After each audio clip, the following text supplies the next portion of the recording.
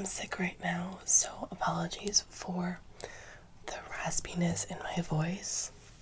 I wanted to do a soft-spoken video today, but it might not be the best because of that, I'm not gonna lie. So, I'm sorry about that. I also actually have a terrible setup going on, so my bad as well. Lots of apologies today. Today's video is just going to be a whisper, yap session, and my recent reads. So yeah, pretty chill, laid back video. I have a lot I want to tell you guys in today's video, so we better get started. First thing, quick makeup review. I have bought 2 e.l.f. products. One was only $6. It's a lip liner.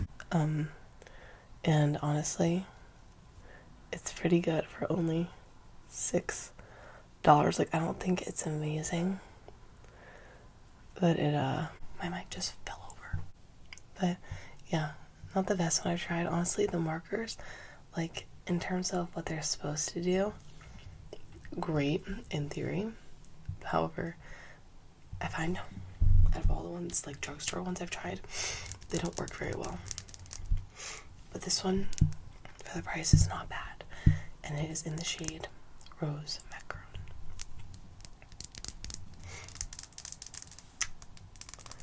So, then the other day, I'm really trying to use up all my products before I like buy more of that product. I've been doing pretty good with that. This was a mistake. And honestly, it's not as good as I thought. It's the e.l.f. Glow Reviver Melting Lip Balm in Cotton Candy. I've been wanting to try this for a long time because anything cotton candy, like, I just love. And honestly, when I initially bought it, it smelled really good. And then literally after opening it once, it smells more like burnt cotton candy. Like, it doesn't smell that good. I mean, it feels really good. So that's saying something. Like, it does feel really nice. But, and it's not too sticky, which I like too. I don't like it. My lips feel really sticky. I was just so excited about the smell, to be honest, and I feel like it kind of smells bad. But it does feel really nice and lasts a long time. But let's get into the more fun stuff. So, I bought a new duvet cover, and I'm so excited about it. So, I actually made a purchase from Urban Outfitters for a bunch of clothes, and it was like $100 purchase. It was like, everything was 40% off, and I ended up not liking 3 of the 5 items. And one of them I did like, but I just thought it wasn't good enough to like keep, you know what I mean? Like, I'm trying to be better at that. Like, will I actually get a lot of wear out of this? And I decided no. So I did a return, and with the money that I returned, and with my girl math, I decided that let me just get the bedspread I've been wanting, because I was already prepared to spend that money with that and then just pay the difference, which was like $30. So it was like, it came to $130, which is a little crazy. I mean, it's not like far off from what you pay on average. Like, Winners, they're all like 100 to 110 to 120. You could probably find one for $90, but last year I paid $100 for one from Winners. So I told myself, you know what, this is my reward for how hard I've been working this summer. And one of the reasons, it's this beautiful purple color with purple flowers, and I'm obsessed because purple is my favorite color. Purple and green, but purple's always been number 1. And I love it so much because it reminded me, as soon as I saw it, of Bella Swan's room and the comforter in her room. If you know, you know. I'll try to remember to insert a picture. It really reminded me of that, and I immediately was like really attached, and I thought about it for like a month, and then I finally bought it.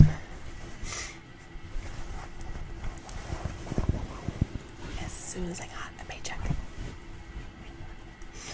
I was trying to wait for it to go on sale, but then I thought it might be a while, and I was so scared of it selling out. But anyways, I think it's a beautiful pattern, and I'm gonna have a lot of fun styling it. So I'm really happy about that, actually. I put it on my bed last night, finally came in. I think it is so beautiful. So, that's really fun. It was really expensive, but actually, I'm not gonna lie, I'm so happy with it. It was so worth it. So now we're gonna get into life update.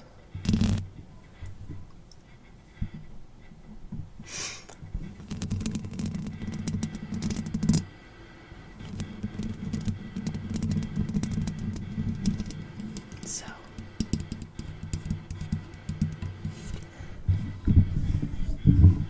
I'm gonna see if the seashell makes good noises. I feel like it does. Got this off the beach. Got this off the beach. So, first thing that's kind of important to talk about. Some things are too personal, so I'll leave them out, but the important stuff. This has kind of just been a crazy week. I've been working a lot, like a lot, during Stampede weekend, or during Stampede week, which is the span of 2 weeks, and it's a really popular event where I'm from. Basically a festival with music, rides. It's just like one big carnival, basically. That's like Western themed, and if you're working, like pretty much no matter where you're working during this event, you're going to be crazy busy because it brings in a lot of tourism. The city is really busy and stuff.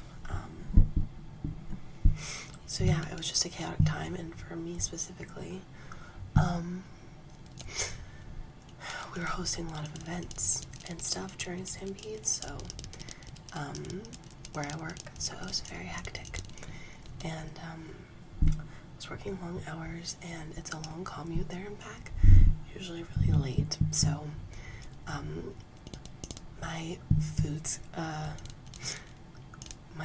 eating schedule has also been really thrown off, because I usually start like from anywhere between like 3 or 4, and then can go as late from 10 till 2 in the morning. Yeah, eating for me has been really thrown off. And anyways, this is just a preface. And so I kind of haven't been as hungry as much because I've like adapted a little bit to that. Anyways, the one day I decided to go to Stampede, I'm like, alright, this is the one day I'm gonna go, because I was really trying to save money this year because I have plans and I'm really trying to be more reasonable, and I've learned I tend to just go about things the wrong way a lot of the time, or it takes me a really long time to get to like the most efficient ideal route. Instead of just restraining myself, I've resorted to not going out at all to help me not spend money, which is really unlike me. But I've also been so busy. I've just been mostly working anyways, so that helps a lot. Like just working so much where you're like, okay, I'm not spending money, I'm making money instead. That's great.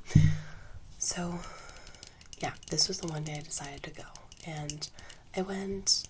And here's the thing, we got these $10 fan tickets for students, and you had to be on the grounds. How early would this have been? You had to be in the grounds, the doors opened at 5, you had to be in before 6, and mind you, there's a huge lineup to get into the grounds because everyone's trying to get in early. So you need to make sure you still show up early, like well before 6, in order to ensure you get in on time and are ahead of the line. So we got there at 5 o'clock pretty much, and I went with people who are very type A on time. I am not. So we got there very early. It was a double headliner. The first one, which was the Chainsmokers, they didn't come on until 9 p.m. and then Macklemore did not come on until I believe it was almost 11. So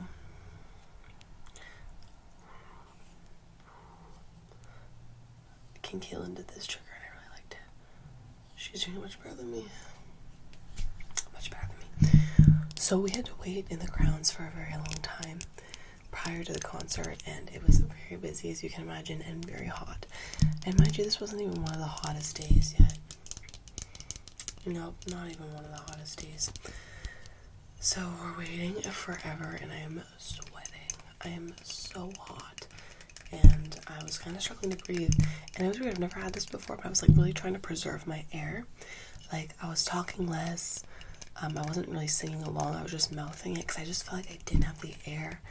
Anyways, Chainsmokers finally comes on. Now, mind you, I'm there with 3 other people, and my sister hung out with us, but she had pit tickets with her other friend. So her friend came later into the night, and then they pretty much both went off into the pit together, which was quite far from where we were. That's just important for context. Anyways, after so long wait, and I wasn't really feeling that well to begin with, the Chainsmokers finally come on. We are not even 30 minutes into the set, and I start to feel really not well. I'm just like, damn, kind of feel like shit, and I like really couldn't breathe, and I kind of started panicking. I was like, fuck, I really feel like I'm struggling to breathe in here. And so I pull out my puffer and take my puffer like in the crowd, and fuck, I would avoid everything to do that. Because you're never low-key taking your puffer. If you know, you know. And it's not embarrassing. Like, it's a medical thing. But you can never be low-key about it, you know? And I have to, like, wait in between. Like, fuck. And I did that. And I immediately noticed it did not help. And I was like, damn. That's weird. And then pretty much, like, a minute after that, I got 2 pangs in my stomach. And I've only passed out once in my life before this, and I felt that exact same feeling, and it happened so fast. So I immediately start grabbing onto my friend's arm, and I was very light. I remember I was very light because I was literally telling myself, Kira, stand up. I was like, you're stronger than this. Don't do this. Don't fucking do this here. Not now. Because my friend was like firm on saving our spot. Like, she's like, I am not leaving. So we stayed. And I was like, fuck, stand up. So I was grabbing her weakly, like more as like a precautionary measure in case it was going to happen, even though I knew it was going to happen, but it happened so fast. And then my vision started blacking. Boom. Gone. Just like that, I was gone. And I finally came to it. I just see all these colors. I'm like, shit. Then I realized they're all feet. And I was like, oh, okay. And mind you, I took an edible before this. So I just didn't really care. I just, like, and I feel like you don't really care regardless when you pass out, like, you're kind of just like, fuck, like, you're, like, processing, like, this is humiliating, but you're like, like, you shrug, because, like, what can you do? Like, there's so much more worse things, well, like, you know, yeah, there's, like, worse going on, like, you feel like shit, you just, like, can't even be bothered. But honestly, thank God for the edible, because I didn't even care. I was like, damn, like, my first thought, I literally remember, I was just like, sigh. Because I was like, fuck, I passed out, dude. Damn. Like, that sucks. But I was still like, on the ground minding my business. And then I felt everyone like poking me, which people always try to do. Finally, so I heard someone say, get her up. And I was lifted up. And the security pulls me out over. And when they do, they turn me around over the railing. And mind you, we were 5 or 6 rows from the very front. Like, we were in very good seats. So when they turned me around, I was at the middle of the entire concert, and I literally remember looking up and Chainsmokers were right there, and I was like, holy shit. And like, I just was making eye contact with the entire crowd on top of this railing, facing everyone. I was like, damn, like, sat up on. And once again, I was like, that's humiliating. And then they just pulled me down. But I was like, whatever. And they pulled me down and immediately stand me up. Mind you, I've heard the horror stories about the paramedics being really shitty at Stampede. Confirmed. From my experience, confirmed. And other stories I've heard. Security just left me standing up right after I had just passed out. And I just kept saying, all I want to do is sit down. All I want to do is sit down. Sit down. Sit the fuck down. And no one was looking at me. No one was paying attention. The security guard was just looking around. I can't remember if there was a paramedic there. There might have been one at this point. I just can't remember because I was so out of it. Finally, another one comes, and like, this is like what feels like minutes. It was probably like a minute or two, basically. But I was like, damn, I just want to sit down, bro. Finally, the paramedics show up, I'm like, already. We start walking backstage. Mind you, no one's holding on to me except for my friend. And she's like, just holding on to me. And then I feel it coming again. I was like, fuck it, here we go again. And it was really funny because this time my vision starts just blacking, but it's like eyes open, eyes closed, like that. Like that's how I started blacking out. And so I saw a railing and I started running for the railing with my arms outstretched like this. And my vision was just going, and I eventually became blind, and I was just reaching, and I was like running towards it like a fucking chicken with my head cut off. And I remember just as I grabbed the railing, I passed out again. Because you're not supposed to stand a person up who just passed out. And I woke up on the floor and I was like, oh my god. And I immediately got PTSD from when I got in my car accident and like was like bleeding from my head because I just saw liquid all around me. I was like, fuck. I fell and I hit my head like on the concrete. Like and I felt my head immediate pain all around the back of my head. And I was like, shit, I hit my head. And I cracked open. Fuck. Came to it, it was just beer and liquid, and I was fine, but my head was hurting. So they finally bring me backstage and like, okay, we're gonna get you in a wheelchair. I was like, thank you. And they're like, are you okay? And I was like, did I hit my head? My head's just really hurting. And they're like, no, you didn't hit your head, we caught you. And then both my friends after told me that the paramedic dropped my head. They just dropped my head. And I was like, bruh. Because they were telling me, like, you didn't hit your head, you're okay. But I was like, I feel the floor in my head, though. I feel it. I feel the floor in my head. I can actively feel I hit my head, so what do you mean? And, yeah, it was really painful. And a bit of time goes by, they just, like, keep asking me to, they just keep chatting with me, and then later they're like, alright, they were like really rushing to get us out too. Like they really wanted to get us out of there. And mind you, there was no one else back there with us. Finally, they were like, how are you feeling? And I was like, good, but my legs are just really weak. And I was shaking really bad. And right after saying my legs are really weak, he goes, well, let's try and stand you up. Let's see if you can stand up. What? Let's see if you can stand up. What? I can't explain to you how soon this was after me passing out. And I was like, all right. So they stand me up, give me water, and they go, you can keep the water. I was like, I fucking hope so. There was a water bottle. And they sent me off. And was like, if she has any more symptoms or passes out again, just come back to us. I was like, okay. Anyways, so we leave. My sister finds out. The story doesn't end there. My sister finds out I passed out. She's on the way. She's running through the crowd. Now mind you, her friend who was there, I had never met this friend before, but we did just meet other than that day. We had just met her before the concert. We were chatting, whatever.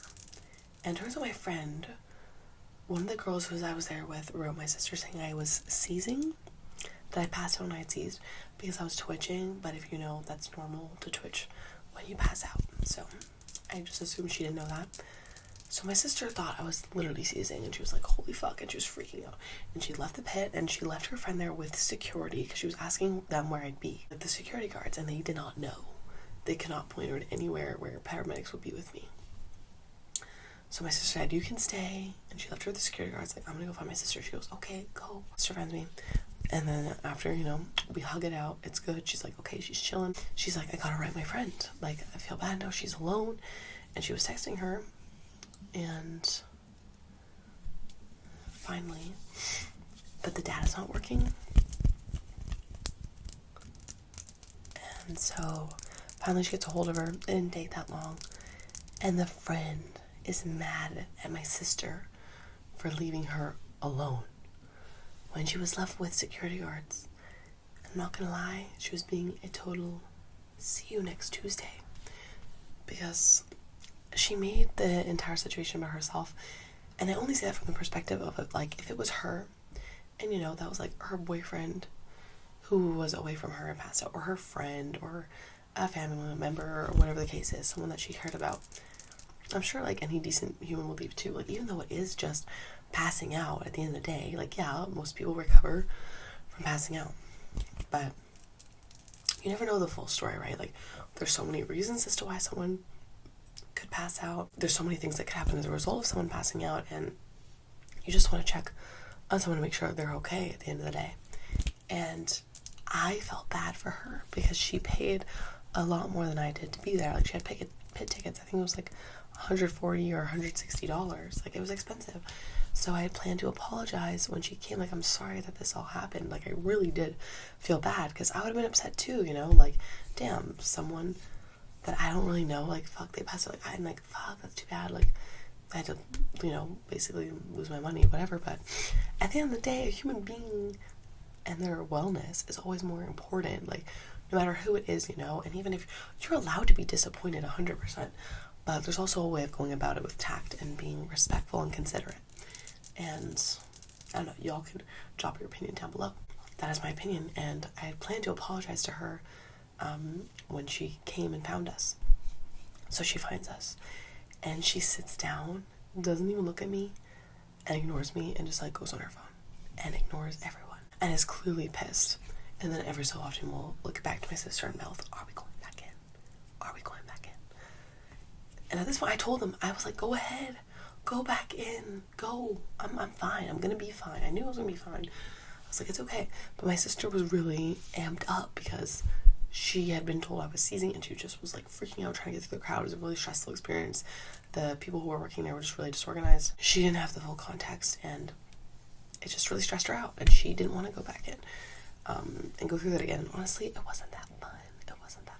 It was really hot. It was really crowded, and these are all things that come along with it, but like, it was really rough in there. And she just didn't feel like it. But this is my personal opinion. I would have at least pretended to care a little. I would have at least said, "Hey, are you okay, girl? All right. Like, that's too bad, but you know, I get it." Like, and I said, "You could still go back in, you know, by yourself." And she goes, "No, that's not safe." And anyways, she was pissed at my sister. She was swearing at my sister, saying, "You shouldn't have fucking left me alone. Like, I almost had a panic attack in there, all these things." Mind you, she did leave her with security. And I get it can be like stressful for some people, but,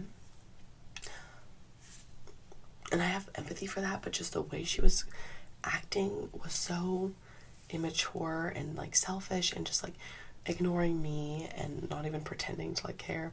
Or because just like I would have cared in that situation, I would have at least asked the person, like, you know, it's like human decency, like, "Are you all right? Are you good? Okay?" And she was like telling my sister she didn't even fucking seize, all these things.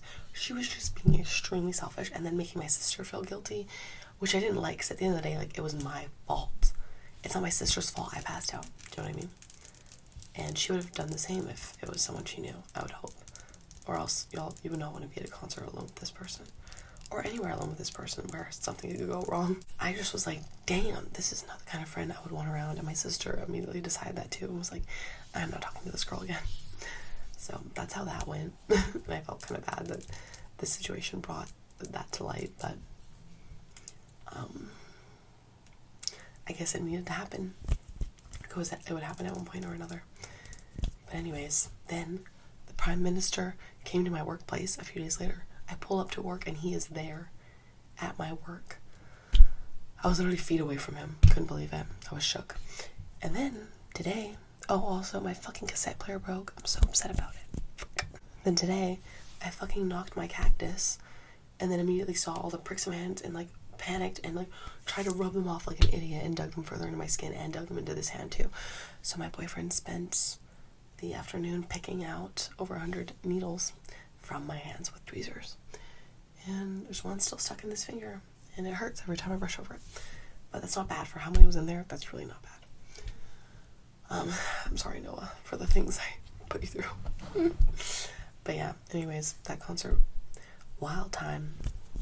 Wasn't fun. Honestly, wanted to go home the entire time just because of the way I was feeling, and honestly I was kind of relieved when I passed out. I was like, phew, we're out of there. And then, by the way, we still stayed at the concert. Like, I didn't make us leave or anything. I wouldn't have done that.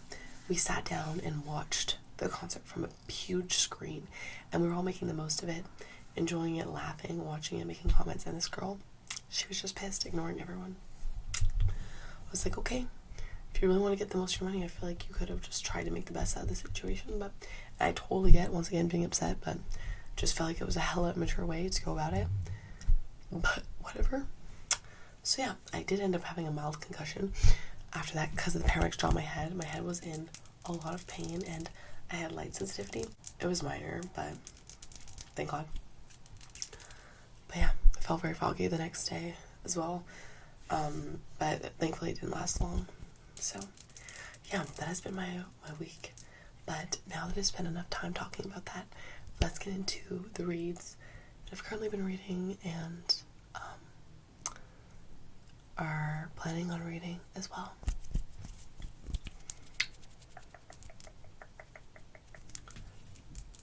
So the first one is Julia Fox's biography, Down the Drain. This was such an amazing book, you guys. Like, oh my god. Everyone should read this book. It was seriously incredible, and I can't believe she's been through as much as she has been and came out the other side. Like, she is so strong and inspirational, and it's just really messy. Like, it's like a portrait of how messy being a human really is, and like how we can just be so messy, and it's kind of unavoidable in a lot of ways, and we do need to have grace with ourselves and with others as well, because not everyone had the same upbringing that we did, and it just affects so much. But yeah, it was honestly incredible, and I finished it in 2 days and could not put it down. She really has lived 9 lives. This woman made me feel like I had not lived. And I didn't know much about her before I read this, but I wanted to know more because the things I heard I was very curious about. And if you need a reason to get into it, she was living partially in Italy and partially in New York with her parents. And she asked her grandpa in Italy one day for abortion money and actually used it to go fly to New York and go see her boyfriend, who was a drug dealer at the time. Just a crazy life. So, highly recommend. It was incredible. Definitely, like, probably the best memoir I've ever read. As for the next book, we have The Only One Left by Riley Sager. I brought this book camping, which was a lot of fun. I loved the cover and like the old kind of like 80s look, and it was set in the 80s actually. 80s horror look, so cool. But honestly, it was just too twisty for me, and I'm kind of over like any like caretaker job like in horror. I don't know, like whether it's like a housemaid situation, caring for seniors, caring for a house, like being a nanny in any sort of capacity for anything. In horror, I don't know, I just feel like I can predict it so much. And I will give this book credit, like, I couldn't predict it, but it was just too twisty for me. It felt like everything had to come together too perfectly to allow for as many twists as this book had, and they did all make sense. You know, I thought it was good. I didn't think it was like a cop-out. It was just too twisty for me. Like, it was so out there at the end. I was like, this just isn't for me. It's just more so user error, I guess. I don't think it was bad writing by any means. I actually thought it was really good. It was too twisty for me, so. But I was intrigued the entire time and wanted to know what was gonna happen, so yeah. I'm definitely surprised, though, it's considered his best. That surprised me. Then, just last night, I finished reading The Doors of Perception. This book is written by one of the pioneers in psychedelic research. I think I said that right. This is the fella, Aldous Huxley. I think I'm pronouncing his name right. I don't know. He's passed now, but he was very interested in human perception, and I actually read in the back that he did go blind. He contracted some sort of disease or condition that caused him to go blind for 2 years of his life, which is very interesting and plays into a lot of the research that he does, you know, following that, and how that must have just like really changed his perspective on so many things. Is really interesting. But yeah, it's some of the first research ever done on psychedelic drugs, specifically mescaline. I think that's how you pronounce it. And yeah, it was really interesting and fascinating, and honestly, the way he described it was so beautiful and transcendent. I thought it was really impressive, like the language that he had to describe something that was so intangible. Definitely a talent for sure. The second half of the book, the heaven and hell part, I didn't understand really what was going on. It was not on his level. So that was difficult, but the first half was really incredible and really cool. So I really enjoyed this. I'm really interested in learning about psychedelics, especially because it's a hot topic in psychology, just because of how much people believe it can really change the game in therapy and with mental illness, and all the benefits that people think it has the potential to result in. So I find that all very interesting. And yeah. Now for current reads, I'm always reading Nana. I am like 1/3 of the way, so yeah. And I'm currently reading, I've already started it, I'm only on page 30, but it's Famous Last Words. My friend Lana got me this for my birthday. Thank you. Because honestly, what a good start's off to. And I don't think I'd ever heard of it before this, like before receiving it, but basically it's about this woman who like lives this great normal life with her newborn and her husband, and finds out one day that there's a hostage situation, and that rather than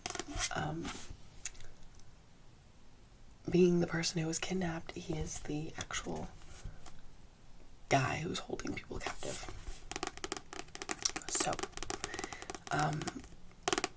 that's about as much as I know right now. So it's honestly off to a pretty crazy start.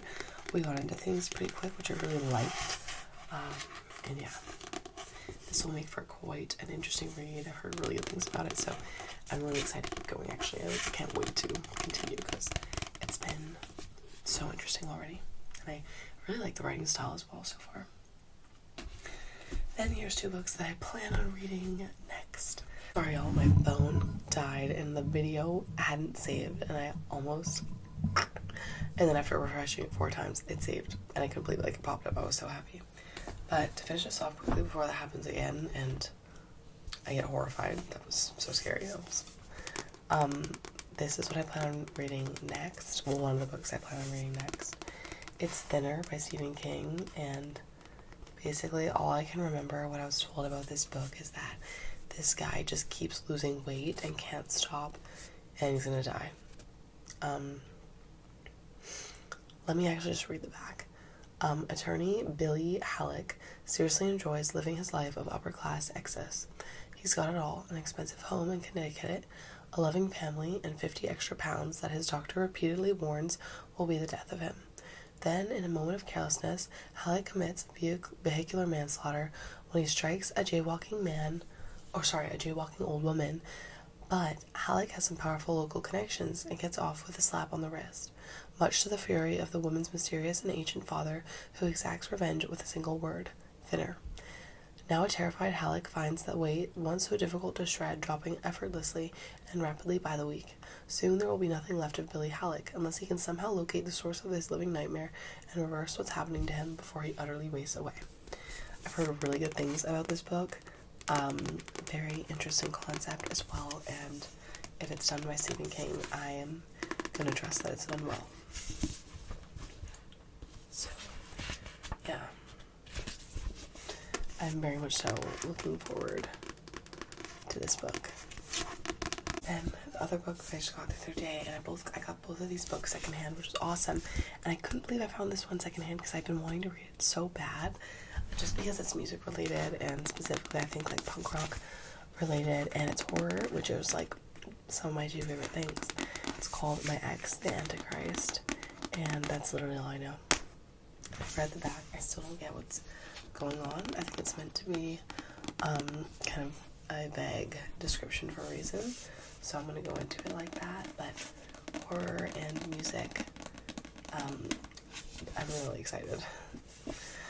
Definitely an interesting title as well. So, and I really like the cover as well. I actually remember when it first came out and being very captivated. So, was super excited to find it secondhand at a local bookstore in my city. So yeah, those are my reads that I have upcoming and what I'm reading right now. Very excited to continue this, but first, it's already almost 12, but I'm going to continue editing my video. Oh fuck, my bookmark just fell out. and hopefully read some of that before bed. But thank you guys so much for watching. Please feel free to share what you are reading recently this summer and what you plan on reading, because I'm always down for some recommendations. And I hope you all are doing well, and I'll be back with another video very, very soon. Hope you're doing amazing.